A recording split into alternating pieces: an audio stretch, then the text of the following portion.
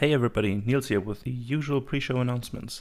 This is the last week of our giveaway, which will end this coming Friday. So if you haven't, you should participate in that now. We also want to warn you that the next episode might be a little more chaotic since I will be on a vacation and wanted to pre-record so we can have a new episode for you guys every week. Also on June 26th, the long-awaited world building and content creation panel will be held on twitch.tv/SteamSage1 at 5 p.m. EDT. This panel will after that be available as a VOD on YouTube or as a podcast for you to enjoy. We thank you guys so much for listening, and if you want, you can also rate us or follow us on your podcasting platform of your choice. Thank you so much and enjoy episode 21, GM Mistakes and Fixing Them.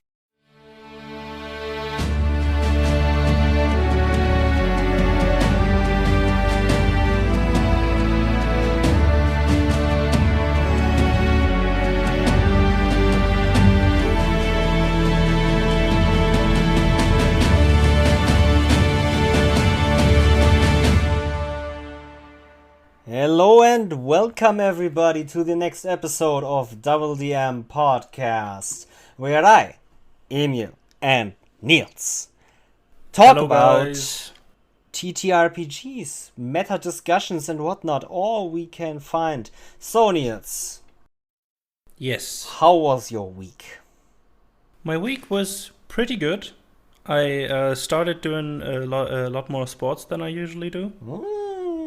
Which would be, I started doing sports, which is, one is definitely a lot more than zero. So, my legs are done for today at least. That was a lot, but it's all coming together, I think. It's all coming together. Yeah, and today I played my last promotion games in League of Legends, and I reached gold in ranked. I am now gold 4. Hey, you're top 25% of all players worldwide. Yeah, hey, I mean, I'm just good, you know. Top I'm just 30% good. probably already. Yeah, something like Something that. along those lines. I'm top 10%, but Yeah. not bragging, obviously. Obviously not. So, how was your week? My week was awesome so far. I've had several sessions already. One on Monday, one on Tuesday. The Tuesday one was amazing. As of recording this recap, I still haven't had the Saturday and Sunday sessions I will still have. So this week is TTRPG pure for me. That's good. Always good. The session I had today on Tuesday was very interesting. My players finally took the time to travel away from the city again, out of the city. They've decided that it's time to now set on new adventures outside the city. It was the city with the stopped commerce because of the closed borders, right? Yes, exactly. That city. And they decided to follow the bandits that more or less are part of why that commerce and trading has stopped. Now they reached the they once before encountered these bandits in the mountains, where the bandits fled to some sort of gate in the mountains, in a mountain pass, and my players got driven away because this gate was heavily fortified. Now they are going to that gate to get in because they want to know what's inside. As you do. As you should do. Like, it was more or less planned for me that they would come back to this. And I didn't expect them to come back when I had plans for at whatever occasion they would come back. They came back a lot quicker than I thought. I thought they would spend some time more in the city, actually. But, with anything can be done with good planning. Like, if they have good plans now, they can definitely still best the odds that I've put there. Yeah.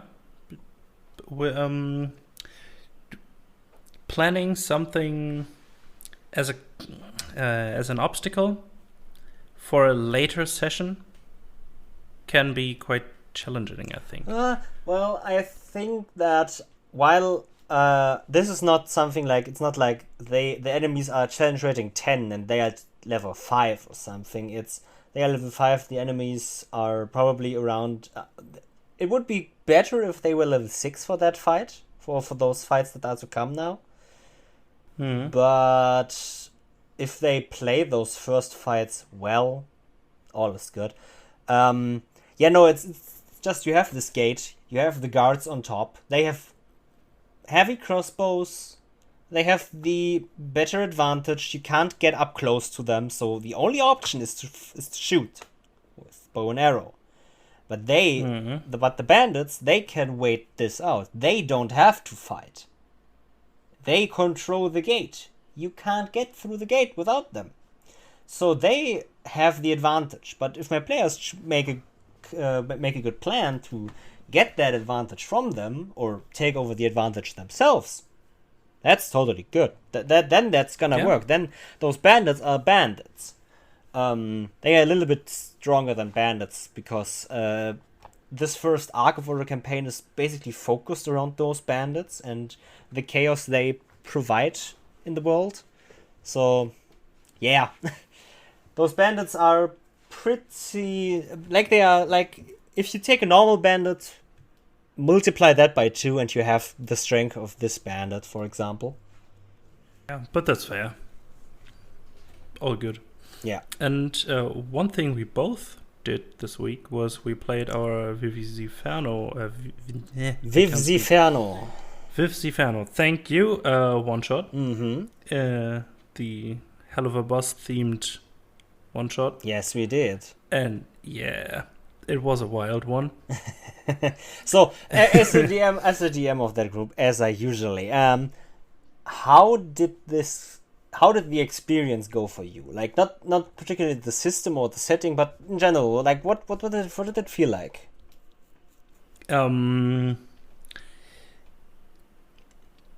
Like the feeling the show conveys, a little chaotic, but somewhat focused on some sort of plan. Okay. So we had something that we needed to accomplish. But it was unclear to us how we can accomplish it, so we tried getting information. But getting these information is a little tricky in Hell. True. It's a lot weirder than in any kind of fantasy RPG I played up until now. Because you have just that much, or that different of options, such a variety of options you can choose from, how to get the information. Yeah, I believe the system designed by Penguin Uncle on Twitter is very good. I think the dice engine is genius. Like, if you think about it, that rolling a d6, 1 and 2 are no successes, 3 and 4 are 1 success, and 2 and 6 are 2 successes, basically equaling out to you don't have to roll. Every stat actually exactly equals the expected value of results you get. If you have a pool of 9, you can expectedly make a difficulty of 9, which is genius. That pretty much is very good. And yeah, I agree. You have a lot of options to do stuff, a lot of crazy options, because, well, obviously the animation series was never meant to be TTRPG form, right? Like, exactly. Nearly nothing is. If you look at the Alien TTRPG that's a very good system. A lot of people play it, actually. But do you really think that the 1979 movie was meant to be a TTRPG at some point? No. Yeah, most definitely not. Obviously not. But especially with the series that is an animation series that can get very, very chaotic and weird and dark. Yeah. Making it into a TTRPG is a hard thing to do, in my opinion. Or at least in some ways. Like, in other ways, it's very simple. Basically, because the combat is very simple, but again, very genius with the option it provides. Yeah. Though I felt a little overwhelmed by the options I had and didn't know how to use them, but after all, we only played it once and for the first time, so some unknowing of options in combat or in general options from the system is just normal stuff. You can't expect anyone to know everything right from the get-go. Yeah, well, I think obviously not. You can obviously read the book from front to end and know stuff, but obviously nobody has the capacity to really look at something and memorize it by heart in the first instant. Like, not most people do. Like, there are people that have photographic memory and can, but yeah, I get what you mean. You have a lot of options you can choose from, and I think that's the strong suit of the combat, actually, that you have so many options to choose from in combat that it never becomes okay, I hit with my axe. Because you could also grapple. You could also try you could also try different strikes. You could try to do this. You could try to do that. And a lot of different stuff that make combat a lot more interesting, but very simple in giving you those options. Because every option boils down to making a single simple check that is mostly unmodified. And imposing either a condition, damage, or anything else on an enemy or you, and making it very simple. What I loved about the system too was the modularity of skills and attributes. Yeah, that was fun. Because you had these attributes and skills, and they were by no means a long list when you look at them separately. But the genius behind it came for me when thinking about that I can, and from the game engine, I think, supposed to combine those two things to create everything. Like, you had a perception check. You had a perception skill, but you also had an attribute for mind, or resolve, or strength, vitality, is it, or dexterity, which was dexterity here. So you could say, make a dexterity perception check, which could be a dodge thing, dodging something, having the reflexes to dodge it and noticing it to dodge it. Make a resolve perception check, which could be noticing a trap early enough and not taking much damage from it. A mind perception check could be remembering something like someone looks like or something. So you had these high variability between attributes and skills, which made for very interesting combinations, which gave you a list of 8 skills and 8 attributes, I think, or something along those lines, which make 46 combination of different ways. Yeah, this is genius. This is a lot, but a fun system. It's very simple, since you have 2 values, and the only thing you need to do is add them to get your pool of dice you roll. Yeah, it's pretty short, pretty snappy, pretty intuitive. If you just have to roll once or twice, and you know how the rolling in any situation really works. You just have to check how many dice you get for your dice pool. But after that, you just roll them, count your successes, and compare. Yeah. There was also, like we already talked about, the new book of A Wild Beyond the Witchlight. Mm-hmm. But there is also another D&D book announced, which is now a source book. The Wild Beyond the Witchlight is definitely an adventure path. This was confirmed a few days later after we recorded our recap. But now there is another book that is called Strixhaven, or I think the College of Strixhaven, something along those lines.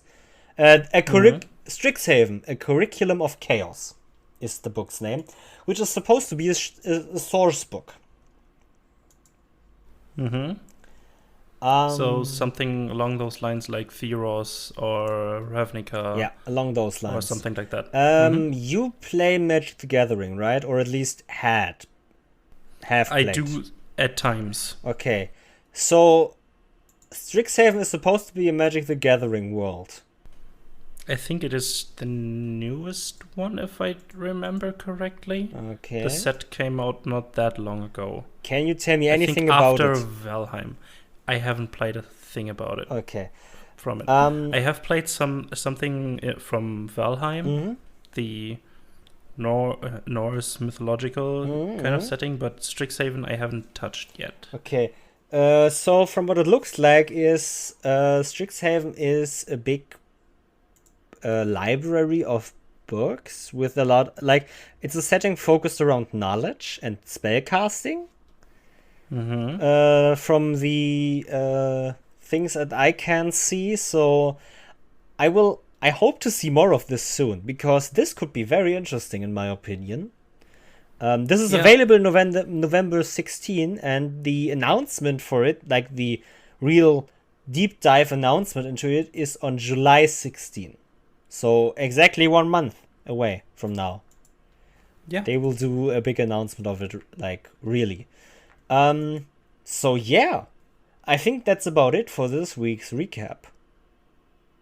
Shall we get into the topic? Yes. All right.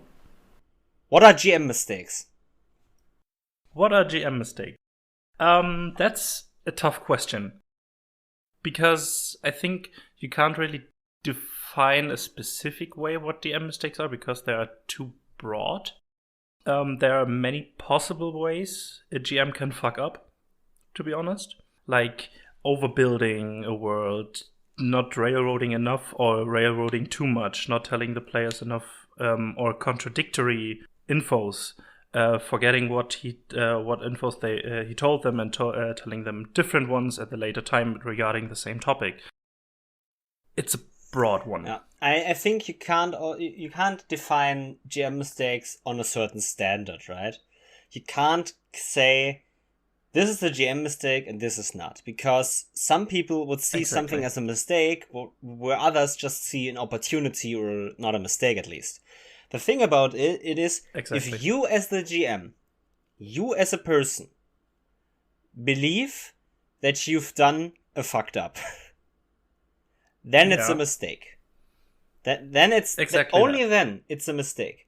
Obviously, right now, now I have to say, there are some people that don't admit mistakes. Yes, okay. But if you do, if you have the self-consciousness to say, yeah, I fucked that up, you can learn from your mistakes obviously, and do better next time. What I want to say with that is, people, like, it's not about that you admit to yourself that it's a GM mistake. It's just then only you can define what is a mistake to you, right? Yeah, exactly. Like, okay, quick example is you give your players contradictory information, and they don't know which one is correct anymore. That can be a mistake. It can also be an opportunity for you to introduce something new to the game, or make your players paranoid of information, which information is actually correct. It doesn't have to be a mistake, but if you think it is a mistake, then only then it actually is one. Yeah, if you can use this as an opportunity, if you give contradictory information from different NPCs, you can make it a game out of assessing the trustworthiness of the infos of certain NPCs. So in every mistake, there's some sort of opportunity, almost. So, yeah. I mean, the problem is, again, you only define your mistakes. Obviously, there are some mistakes that just are mistakes, like miscommunication between players and GM. If you do something that your players deem as a mistake, but you don't, then I would still say you made a mistake, because as long as you all at the table have fun, you didn't do any real mistake. At least not if you don't want it to be a mistake. So just I get what you're telling. The thing is, I think mistakes are just opportunities to learn, right? Every mistake is just an opportunity to learn. Even if you give your players contradictory information, then you learn from that experience again to not do that anymore. That's simple, right? But if you realize, and that's also very important, that's table specific, right? Some players might enjoy that of getting two different informations from different NPCs and trying to assess which one is which, right? Yes. Some it's different for every table. So especially at the beginning of playing with that table, you have to figure out a common base on where you play and what is fun for the table, which is why I think, GM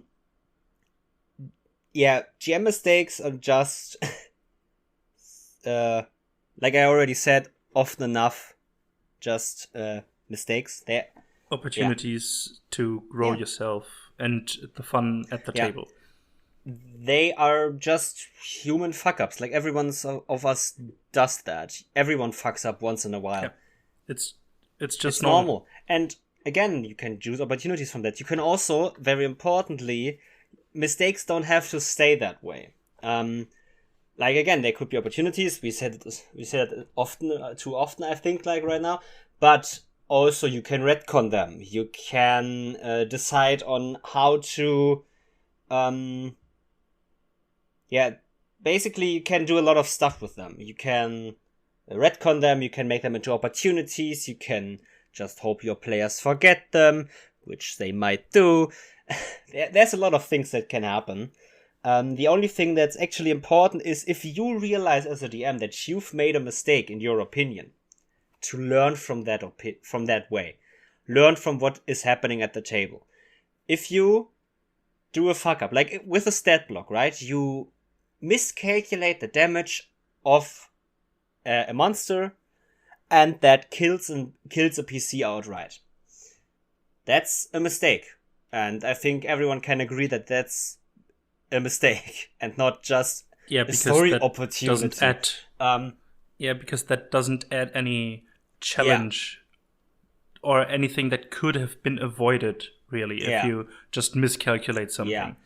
If you plan something or the players decided, fuck your plans, we're going into something that is obviously, or that we are obviously not equipped for right now, then sure, go ahead, give them an ancient red dragon and kill them if they decide to walk into the red dragon's lair without any preparation. But saying, I have an adult red dragon and you're perfectly equipped for that, and just miscalculating your own homebrew, something there. Just a minor thing might end up outright killing without even getting into death saves. And that's something that should be avoided. Yeah, by you. Obviously, you can easily avoid that by just saying, oh, my bad boys, we will take their turn back. We will, it's a thing of when do you realize that? If you realize it just right after, the round, then you just retake that round, in my opinion. You just go back, you circle back, say, my bad boys, happens, let's play again. Your players are gonna have a heart attack. But the big thing is, again, communication. Just apologize and go on with it. But now, with that Ancient Red Dragon, what you just said, when it's not a mistake on your end if your players decide to ignore warning signs. Don't exactly. Don't dump down your dungeons. Put up stop signs. Yeah, if you put stop signs everywhere, and the players just say, fuck those, let's go anyways. Go ahead and do what you gotta do. The thing is, if you have an abandoned keep in the forest, right? And that's just an abandoned keep. Your players are level 2. They go there. And they, then there are, in my opinion, many options what is gonna happen. They could just find a group of goblins in there that burn a pig on the campfire and attack the players. Fine. That's an okay counter for level 2 characters. There could also be an Ancient Red Dragon inside. But if there is an Ancient Red Dragon inside, I believe, especially with your party being level 2, you should have put up warning signs. If you didn't, that's the GM mistake, right? You make it feel and appropriate. Not just like, and not just like warning signs like 2 meters around the lair of the red dragon, but multiple steps of increasingly hard warnings to seriously warn your players, if you do this, this will be either a complete, deadly, and deathful encounter, or just hinting at the difficulty. And this is the walk on the mirror's edge, to find the right balance between saying, the fight will be challenging, or saying the fight will be near impossible, or even impossible. Like again, this is a big discussion in the TTRPG universe that you should make dungeons always appropriate to player level, and I agree to the sort of, as long as you don't put up the signs. Like, again, if you have this forest, and the forest, especially around the keep, is scorched down to ashes, and your players ignore that detail, that there is a lot of fire, that there is a lot of ash, that there is the smell of burning embers or something in the air, then go ahead, put a red dragon inside, and let your players cry. That's okay. But if you decide to there's a red dragon inside on this keep, okay, that's okay, that's world building, that is what you are allowed and should do as a DM. Think about what this abandoned keep is now doing. What's its purpose, right? It should have a purpose. It could have just been an abandoned keep that's useless, that's just for landmarks, but also a red dragon inside. But if you then more or less, you don't have to put up the warning signs as a retrospect if your players start going there. But think about this: if a red dragon is there, there would be scorched earth, there would be burned trees, there would be broken trees, because the dragon needs a place to land. Have that. And that are details players should pick up on. That is not a mistake. Definitely. What a mistake is if your players say, instead of going with your plan to that abandoned keep, putting an ancient red dragon inside just to spite your players. That is not what you should do. You should not be, in my opinion, an adversarial DM. Don't be the enemy of your players. Yes, you have to be somewhat, you're not a player at the table. There's still, in my opinion, a clear distinction between DM and player character, and players and player characters. There's a distinction, right? It might not be big, but there's a clear line that from where a DM has more authority at the table and in the game. Don't misuse that authority. That's a big mistake, in my opinion. And I never want to do that. And regarding all the mistakes we just talked about, did you have anything like it in your games? In your recent games, do you made any big ones that you would like to elaborate on? I did not have many things I would call mistakes, like big mistakes. I've done the occasional giving out too much information. I'm boring my players with something that they don't want to. That's even a mistake, right? As a DM, not picking up that your players don't want to do what you want to do. That's something you need to pick up on. That's just something you need to pay attention to. You need to pay attention to the players. You're an entertainer. I said this before in episode 4 or something. You're not only the authority, but you're also the entertainer of that group. You need to entertain your players. If they are bored, that's a mistake on your part, more or less, right? It's not your problem that they can't find enjoyment in anywhere in the game, but it's your responsibility, I feel like, about then making the game fun for them, with them, asking them, hey, how do you want to how can I make this more fun for you? Do we need more combat? Do we need less combat? Do we need more social interactions?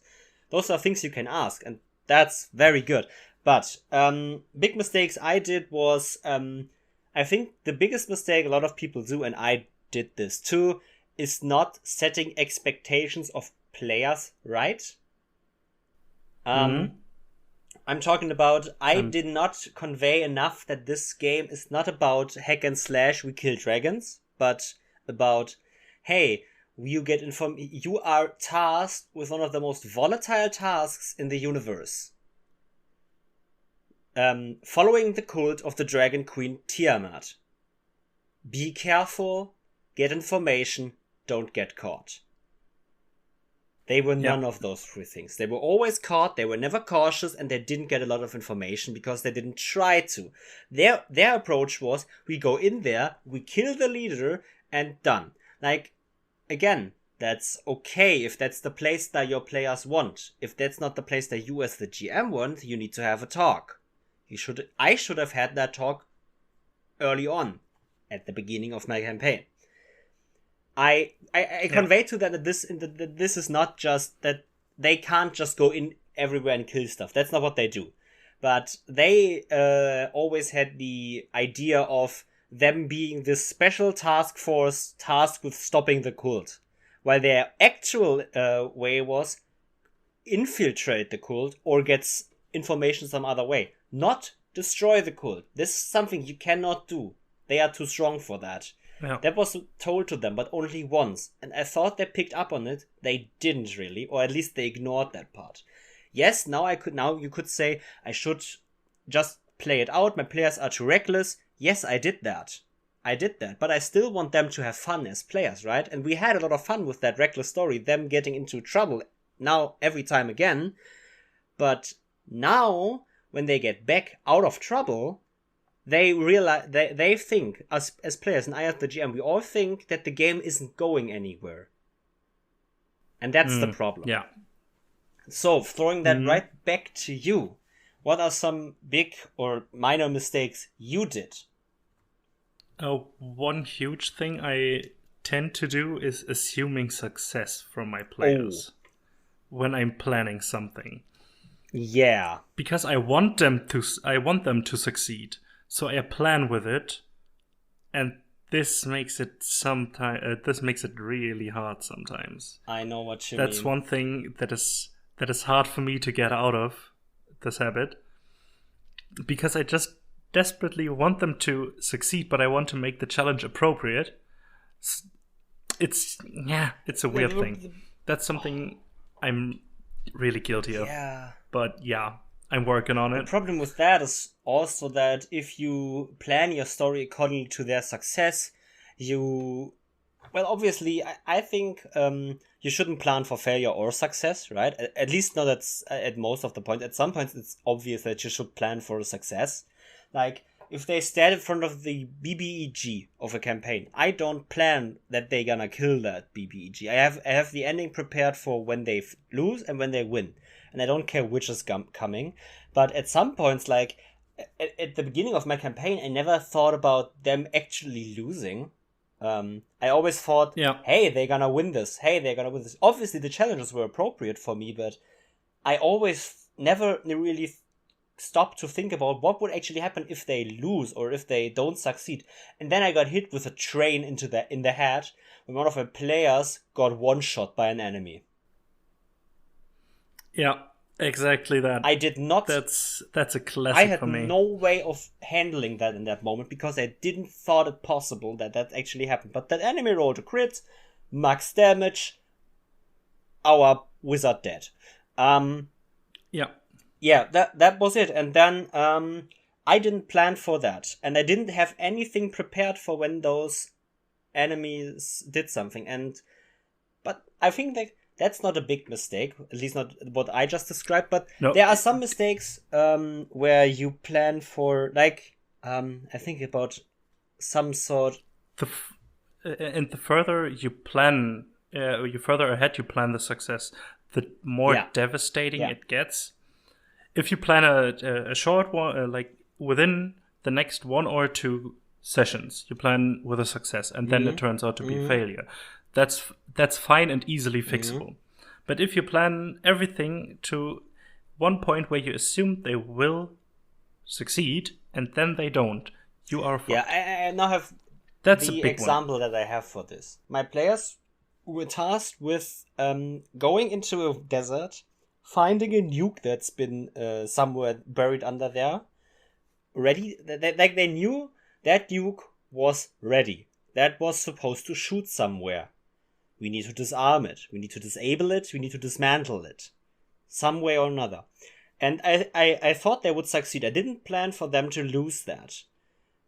Then, at the end of the session, I gave them a 10-minute timer. I had the sand clock out, or an hourglass. It's what it's called. Yeah. An hourglass out. 10 minutes. That's the countdown of this nuke. That's the time you have. What do you do? They didn't have a comment. The comment was finished in that moment. I was like, okay, I give you 10 minutes for everything you need to do now. So, they did that. What I didn't realize is that when they only had 30 seconds left, or something along those lines, they just pressed the detonate button to get 2 extra minutes. Then, that was actually really smart. Because I set this detonate button that when you detonate this nuke was supposed to fly towards Australia, I think, and detonate over Australia. Not in Australia, over Australia, to spread this material that was actually stored inside with the nuke over the whole country. What they did was press the detonate button to make the nuke start, but they disabled the launch system, making the nuke not launchable and staying underground. They closed off the facility, ran out of the facility, and then the nuke detonated underground. And I did not, that wasn't really a failure, but also not a success. I thought they would dismantle this nuke. I had information and seeds planned for when this nuke is disabled and dismantled, what they will find out for the campaign. And then they created this crazy new zone on the Earth that's just was called QZ zone, quantum zone or something was it called. And this is now coming to the fallouts of GM mistakes. Exactly. The repercussions of my mistake not thinking that they would fail was that now I had to think about what would happen if a nuke, like I thought about what would happen if a nuke detonates in Australia, right? I did that for me and looked it up, but I didn't think what would happen if that nuke just detonated right under them, under the PCs. I didn't think of that. And I was like, I don't want to end this campaign here, but I would have to. They detonated a nuke just under their feet, like 6 feet under them, a nuke just detonated. And just 2 minutes to run out isn't enough to clear the blast area of the nuke. It was crazy. But the fallout of that was actually quite sweet, because it gave me the possibility to create a new adventure for them. I didn't reskin the adventure I had planned in Australia, I scrapped that completely, but I gave them a fully new adventure in that desert, which was very cool, which was better for the campaign in the long run, I think. It was better for the characters, but they lost a lot of information that would have helped them in the campaign later on. But they developed so much in that one session, so I would say the fallout of that one was pretty good. But there are a lot of fallouts that GM mistakes can have that are not very good. What are they? If you, for example, using the contradictory information again, that's, I think, a classic for a good or a fallout scenario where it can lead to both good and bad fallout. Because regarding what you make out of this opportunity you created with your first mistake, either you can make the good possible ending, like they try to assess the trustworthiness, or it can lead to a very bad thing, mistrusting everyone and not believing anything, or taking both for granted and they don't know what is actually happening anymore, because they have two different sets of information, but they think both are reliable sources. That's a hard thing to fix. Well, I think not a hard thing to fix if you take the brute force attempt of just telling your players that you made a mistake and you need to talk about that.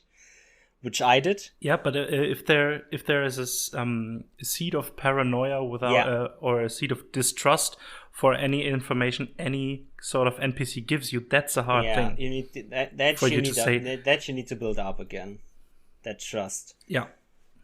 I think the biggest fallout a GM mistake can obviously have is the group disbanding.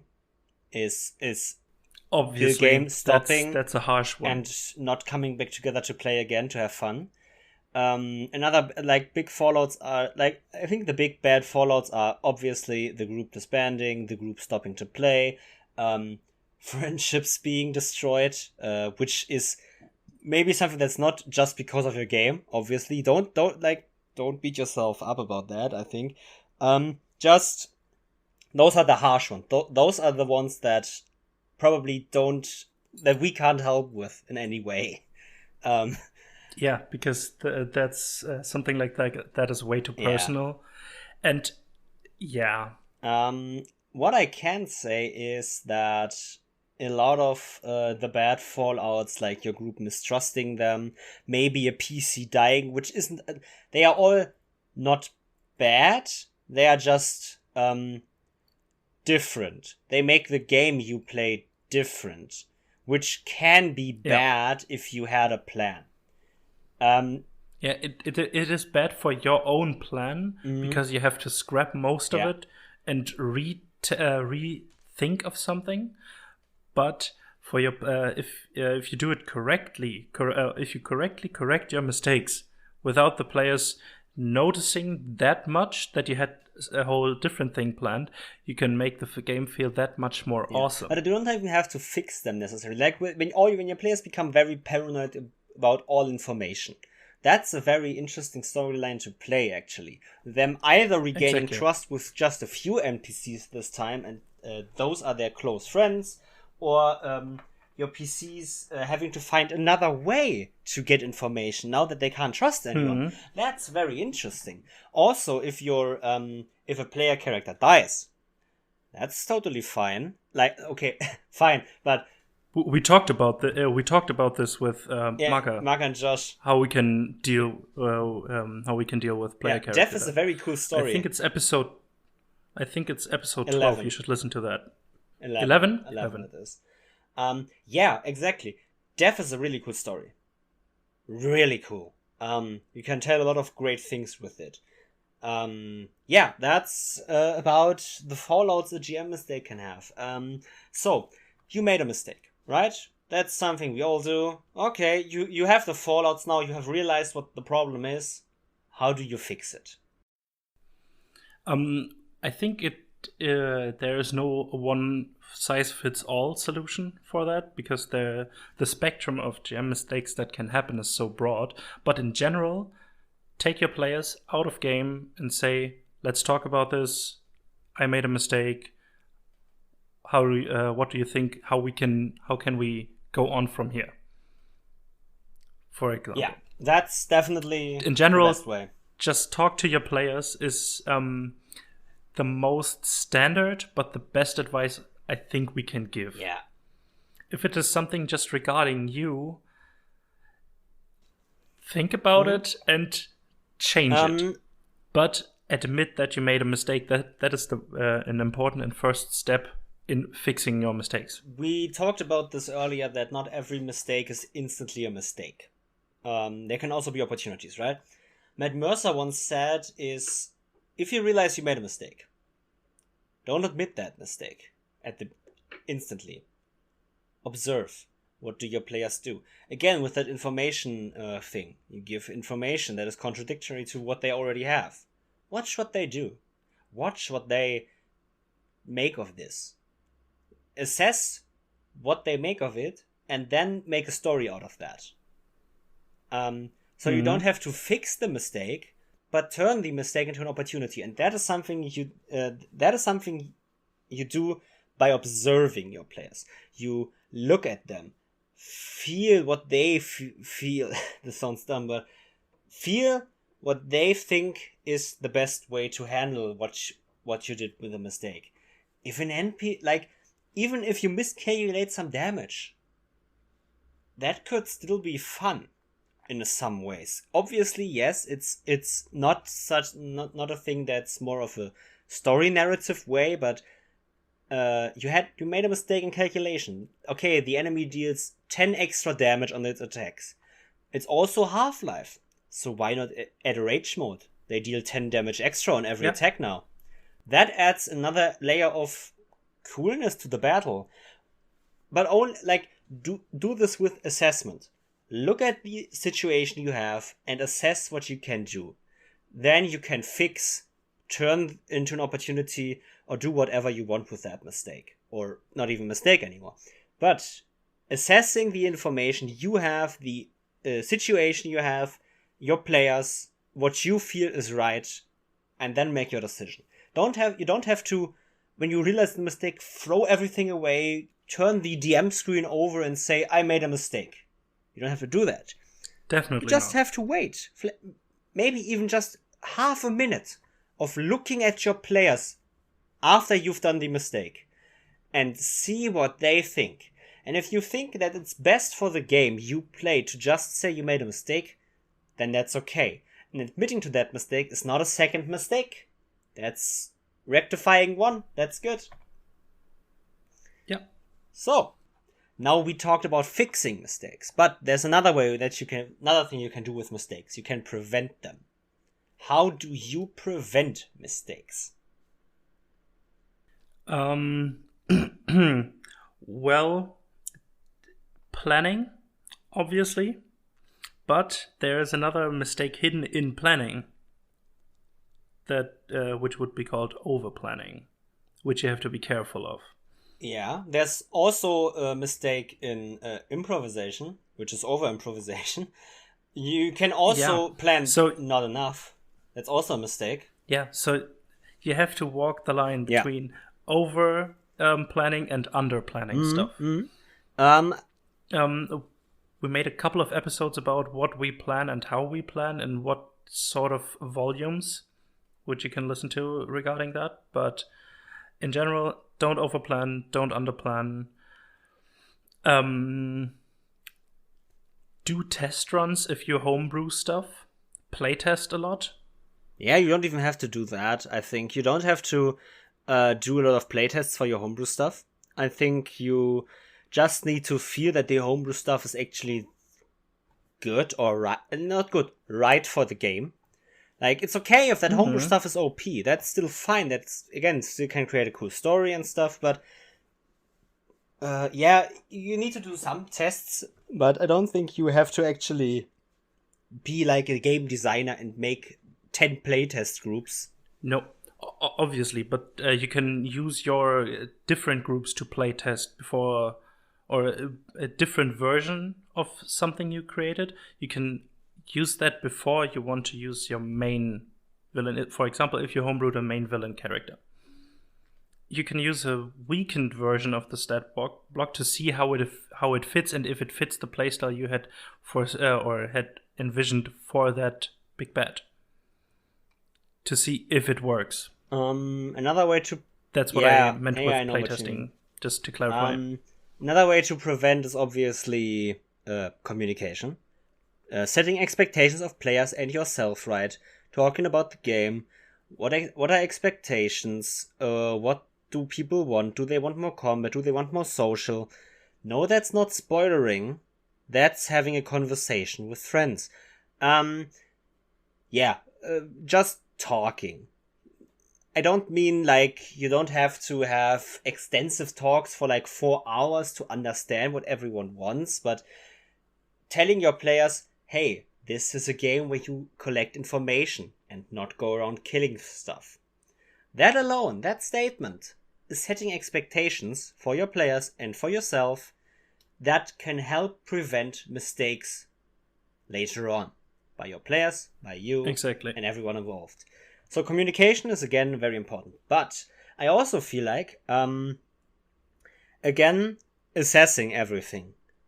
Assess your players, see what they like, see what fits good with the group. Find a playstyle. Find the style your group plays with. And that way, you don't make a lot of mistakes. Because if your group is having fun, you didn't really make a mistake.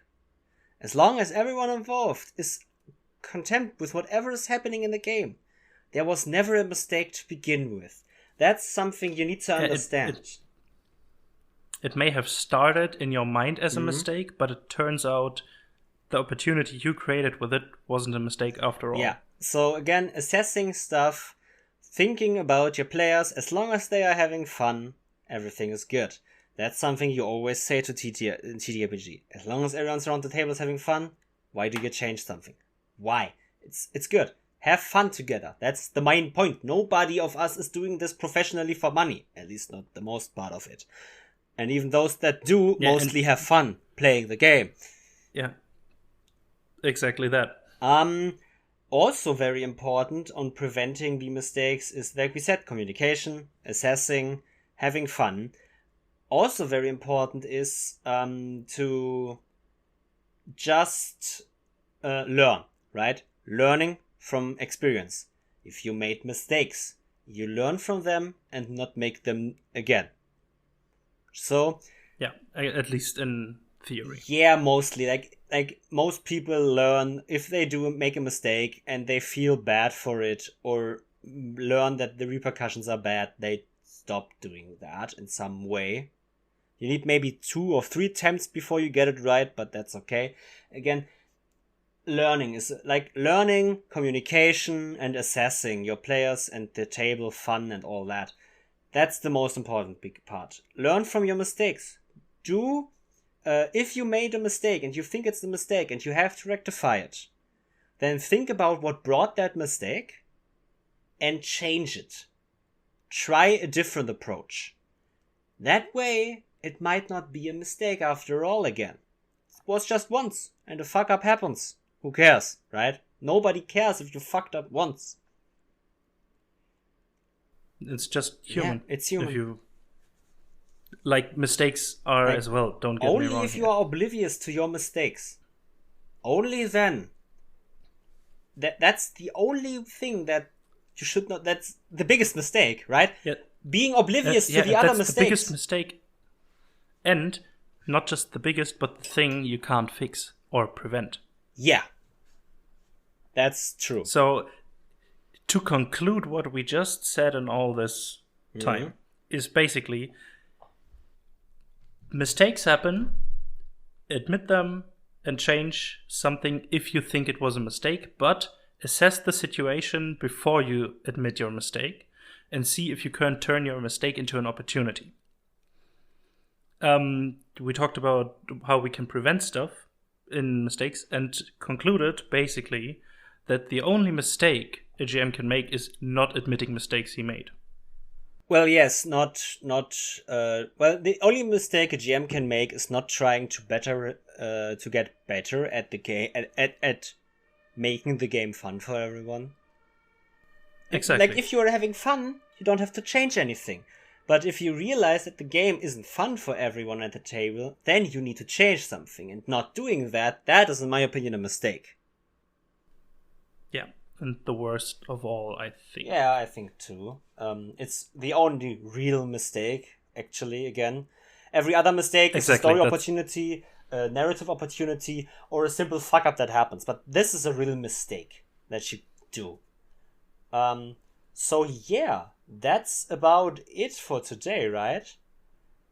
Yeah, I think it was a little short, but I think we talked a lot in this time. I think we did. A little confusing at times, maybe. Very convoluted, but I think the recap summed it up perfectly. Just have fun, prevent your mistakes by either admitting them or turning them into opportunities. Prevent them through assessing if everyone's having fun, and if not, change fast. Change the way. Yeah, that's about it. I think that's it. So we're at the end of the episode. Go follow us on Twitter. We are at DoubleDM Pod on Twitter. This episode releases on the 20th of June, which means you have still 5 days to enter our giveaway this week. That ends next week on Friday. You also should have watched yesterday me live on the twitch.tv/nerdyexcursions channel playing Hermann Müller, a pilot in the 1920s Call of Cthulhu game. If you didn't, you can watch the VOD probably there.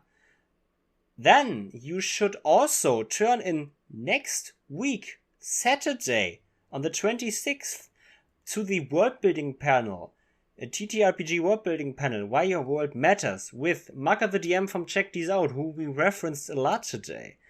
A Ghost of Eli from Melee Roleplay, who has also been a guest on our show. Titanomachy RPG on Twitter, Never Not DM on Twitter, Trakin on Twitter, and Steam Sage on Twitter. All 6 crazy good people in the TTRPG verse, and they are gonna talk about a lot of world building stuff. That panel was organized by me and Jason Zollinger on Twitter. We organized that, and you will be able, if you can't make it on the 26th of June at 5 p.m. EST, that is not a problem, because we will have this in podcasting form in the next few weeks for you. The panel will be about 2 hours long, so get ready for 2 episodes of people talking about world building and why your world, no matter how you build it, actually really does matter to you and those involved. Thank you everyone for listening. Thanks a lot. We appreciate the support from all of you guys, as usual. See you, hear you on the next one, and bye bye.